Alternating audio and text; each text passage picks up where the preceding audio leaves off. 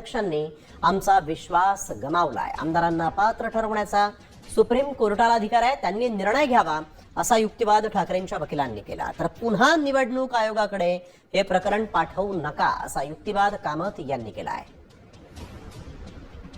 पक्षचिन्ह वाटपाचा आदेश विधिमंडळ बहुमताच्या निकषावर आधारित घेतला. अध्यक्षांनी विधिमंडळातील बहुमत निकषाचा दिलेला तर्क चुकीचा होता. जर न्यायमूर्तींनी धरले तर या निष्कर्षाचे कायदेशीर परिणाम होतील. ज्या दिवशी पक्षांतर झालं तेव्हाच सदस्यानं सदस्यत्व गमावलं तर विधानसभा अध्यक्ष आणि संबंधित पक्षाला बाजू मांडण्याची संधी द्यावी लागेल असं कोर्टानं म्हटलं. आमचा अध्यक्षांवरील विश्वास उडालाय. कोर्टानं अपात्रतेबाबतचा निर्णय घ्यावा. अपात्रतेचा निर्णय सुप्रीम कोर्ट देऊ शकतं. निवडणूक आयोगाकडेही पुन्हा अपात्रतेचं प्रकरण पाठवू नका. पक्षांतराचं जे फळ ते आजतायगत भोगतायत. चिन्ह त्यांच्या तथाकथित विधिमंडळातील बहुमतावर आधारित आहे. त्यांनी खरोखरच पक्षांतर केलं की नाही याचा निर्णय घ्यावा.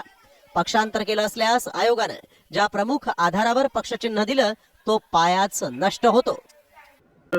सुप्रीम कोर्टाला सुद्धा अशा पद्धतीचा न्याय देता येईल. पुन्हा इलेक्शन कमिशन कडे नको असं त्यांनी स्पष्ट सांगितलं. आम्ही त्याच्याच विरोधात तुमच्याकडे आलेलो आहोत.